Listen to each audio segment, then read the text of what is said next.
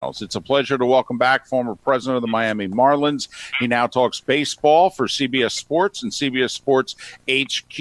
And check out his daily podcast, Nothing Personal, with David Samson. And follow David on Twitter at David, the letter P, Samson. David, good morning. And we are very sincere when we ask you, how are you and your family doing during these times? Thank you very much. Everyone is doing okay, trying to figure out what the sunrise will bring each day because it's something different.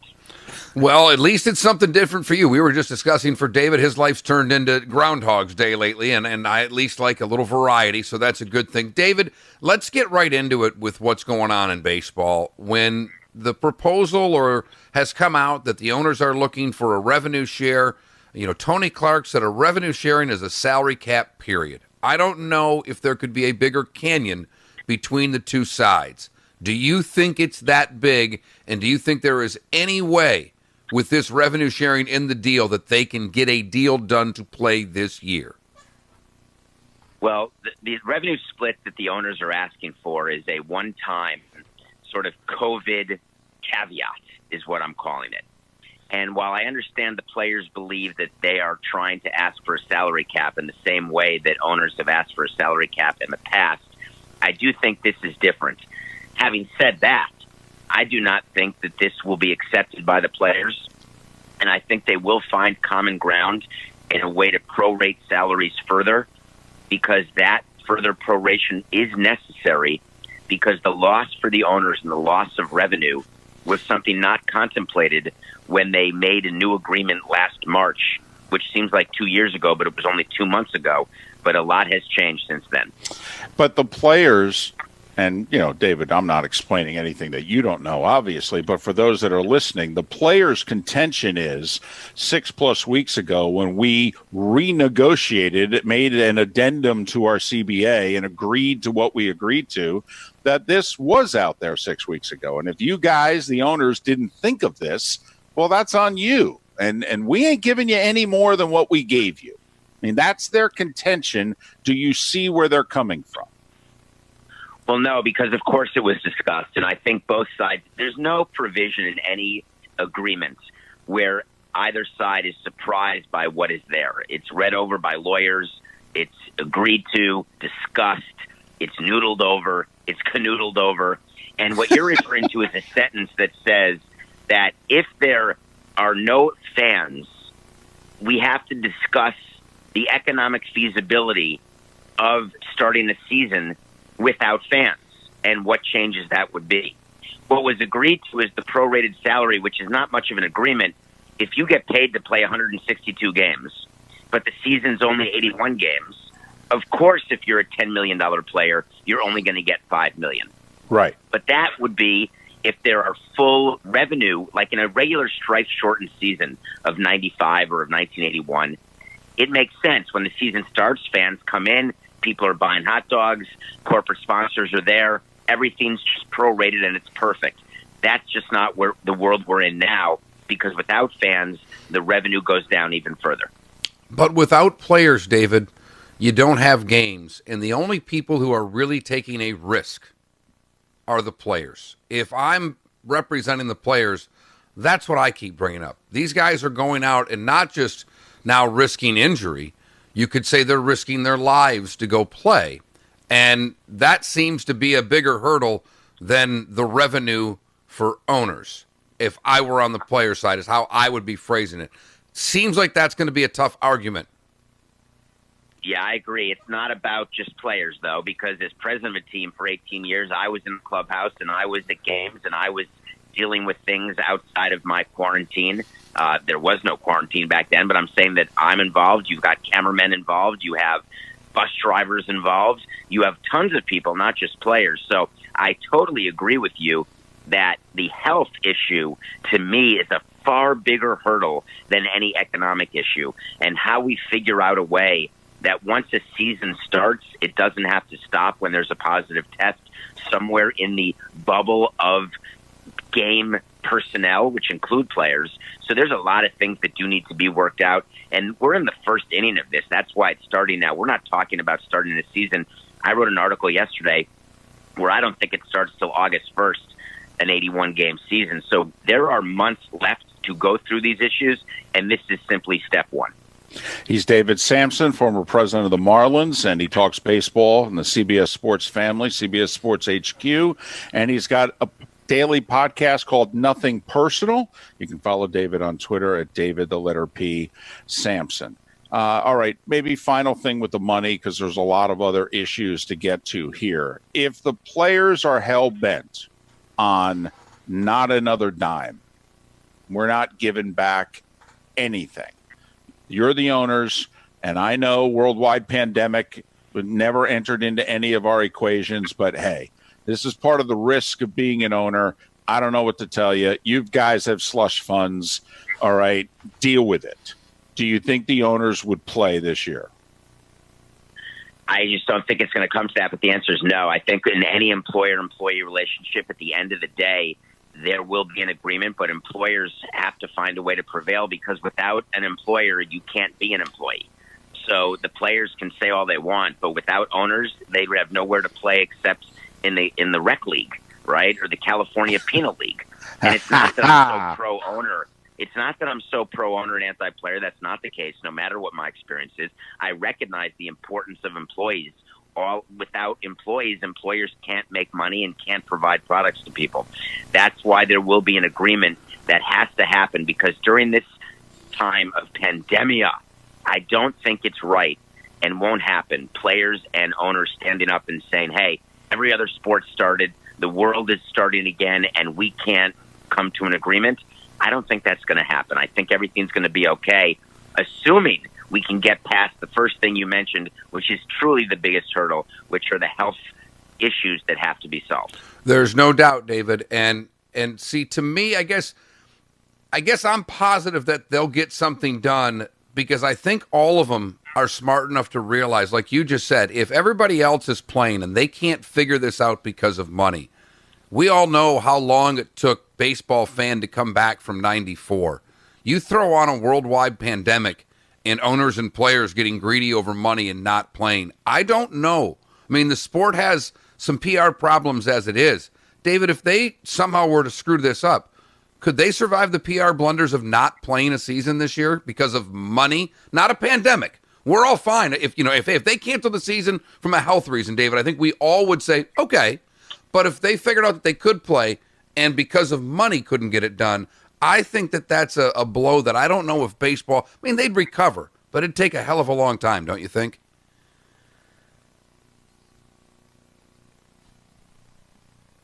I lost you. Do you hear me? I got you now, yeah. Okay, so I think what you're saying is correct. Remember, what it took to get baseball back was the steroid home run chase between McGwire and Sosa in 1998.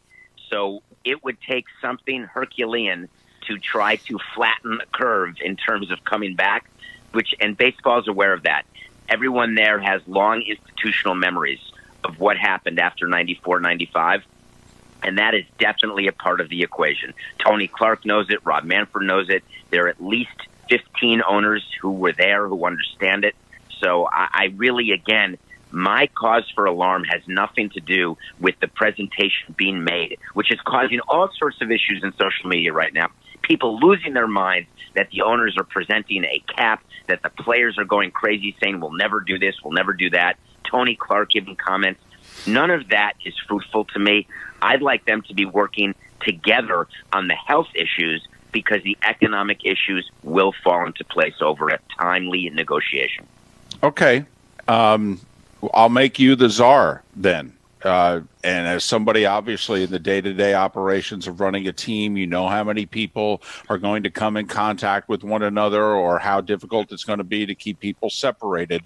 What is it that you want to see in order for baseball to play a half a season here? From a testing and safety standpoint, what do you need to hear and see? So the first thing is testing, as Marsha Brady would say, or maybe it's Jan Brady, actually. There has to be enough testing to test everyone, not just the players. I'm talking about all the support staff, the broadcasters. As I was saying, the bus drivers, the flight attendants, the pilots, the check-in people at the hotel, the housekeepers at the road hotels. I'm talking about anybody, the public relations people, anybody involved in putting a game on, members of the media who are allowed access to the ballpark, the security people who have access to the ballpark, anybody who has anything to do with the game, testing every other day. Absolutely. Then everyone has to submit and agree to contact tracing. And we have to agree that if someone tests positive, they're going to be put on the injured list for 14 days if they're a player, or if they're a staff member, they have to stay away for 14 days. And then there will be testing of anyone in those contact trees every day. And you can keep doing your job until you feel symptoms or until you test positive. The other thing that we need is understanding that there's going to be a change in the perks that players get. The clubhouses in our ballpark, Marlins Park, my old ballpark, we have an auxiliary clubhouse. We have locker rooms where the game day employees, like concessionaires, used to get dressed. Players are going to be spread out. They're not going to be able to shower together, eat together, work out together. None of that is going to happen. Go to the training room together. All the places where players could congregate, all of that's going to stop. Masks will have to be worn when they're not on the field. Just little things like that, trying to guarantee that while it may not be as comfortable as we'd like, it guarantees that we can lessen the probability of a positive test. And David, that seems to be, these are conversations David and I have had a couple of times on the show, but it seems to be the area that we think, and it seems that you do as well, all these sports are talking about getting on the field, but they're not talking about what happens when problems come. And there's no doubt that someone's going to test positive, and yet that's, you have an answer. The leagues don't. Don't they need to start giving us those answers sooner than later? Well, I don't know if they have to give them to us right now because they have to fully bake them. I mean, I wrote an article that appeared on CBSSports.com yesterday in a lot of detail of what would need to happen logistically, right? Because I've run a team, so I can picture what happens from the minute you wake up to the minute the final pitch is thrown and the last person is out of the clubhouse. I have a realization of how many people are actually needed, not the number of people who are there. So it's going to be an adjustment. There's no question about it.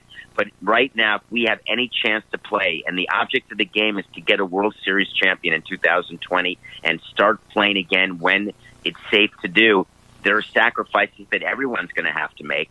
And that's just, people will have to swallow hard and do it. And it's a big wait to see whether or not even the initial hurdles we can get past, which is the availability of testing without taking it from people around this country who need it. Our industry has to be able to have many, many thousands of tests available. This may be a little too much minutia, but remember when we were little, when we played baseball, we showed up at the ballpark with our uniform on. We just got out of the car, we walked onto the field, and we started, warming up, and we'd play. I mean, is it crazy to think that, first off, I can't imagine they're going to allow the media in a clubhouse all year. I honestly, I can't imagine it at all. And this may be the change that, carries on. But, I mean, David, is it crazy to think that Aaron Judge has to show up at Yankee Stadium already dressed and ready to go? And you just, walk out, just make your way from the parking lot onto the field. I mean, is that a crazy thought? Who's buying snow cones? It's actually not crazy. The only issue would be the laundry part of it. But my plan would actually have people arriving at the clubhouse in shifts with 6 feet social distancing in between lockers. You'd have clubhouse attendants who are sanitizing the clubhouse and really in between players going to the field. It's like a ballet where there are stations where you have players in the food room getting packaged food, then they are allowed to shower, then they're in the field, then they're back, and then they leave. So it's like a moving parts, and it sounds like it could be complicated, but if it's choreographed correctly, then picture John Wick, the fight scenes in John Wick, the choreography and how amazing that was. It was like a ballet. That's what a baseball game would have to be, and it can work. Someone spent some time thinking, David Moulton, that is my co-host, you're not the only one that's taken long walks and tried to figure out how to do this, because it certainly seems that David Samson's taken a few walks to try to figure out a method. And I think you're right, David, that it is very simple in that, I've worked in the front office of teams, and I always marvel when the Super Bowl comes and they say that the kick's going to be at 6:18. There's a lot that goes into making that happen at that exact time. We all choreograph when the anthem's going to be at a game, when the door is open. I think it's just really choreographing it for the players, which has never been put into an actual system. And it's not as hard. You're breaking it down step by step, but that's really what has to be done, isn't it? For everybody.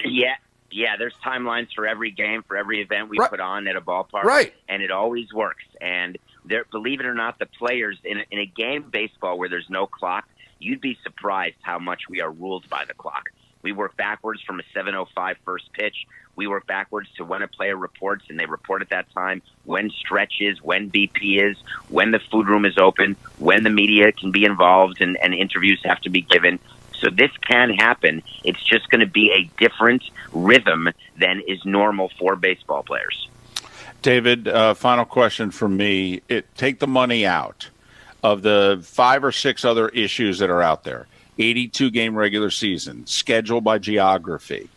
Second week of June, they start working out. They start playing around July 4th. We're going to play in home ballparks where the governors basically allow them to. 14 playoff teams, universal DH. What do you think won't happen amongst all that? What changes? Like, I think the players are going to want more games because that's how they make more money. So I think the players are going to want it to be a minimum of 100. What change to the owner's proposal do you see? Well, the number of games is just that. It's a proposal. The reason I have 81 games in my proposal is I don't think it's reasonable to start before August 1st.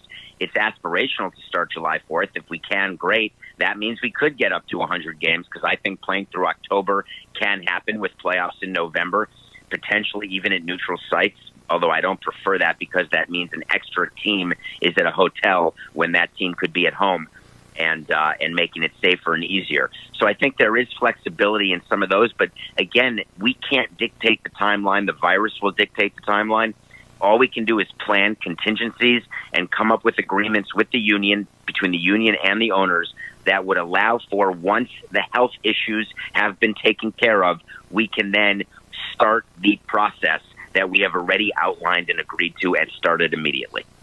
His daily podcast is called Nothing Personal. He's David Samson, part of the CBS Sports family. You can follow him on Twitter at David, the letter P, Samson. David, we always appreciate your time and your insights. Stay safe.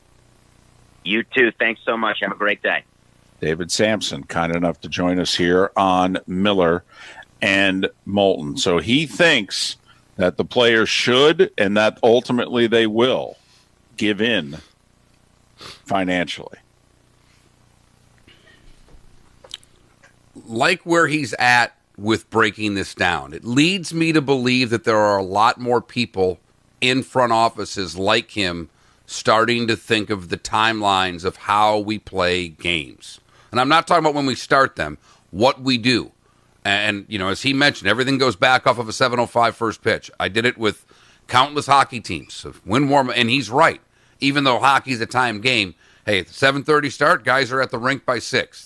They have their pregame nap at this time. It all works backward from early in the morning. So I do like that he is trying to formulate actual timelines, which leads me to believe others in baseball have done the same.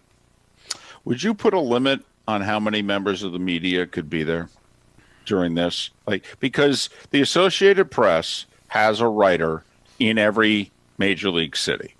So you could say, like Tim Reynolds works out of the Miami office, and whether it would be Tim or somebody else who's working there, that, hey, we need you at every game. I don't know how many people we need besides you, but we need you because you produce stuff and you can send it out to virtually everybody and what have you. Would you limit the number of media that could be at these games? If we're not having fans, if we're deciding that we're not having fans for the rest of the year, I'm trying to see why I'm trying to eliminate as many people from the stadium as possible. I don't think I'd have any media at the games. I think I might have virtual press conferences after.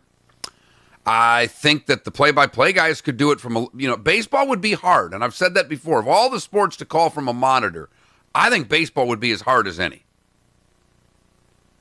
But I'm not sure I need anybody there.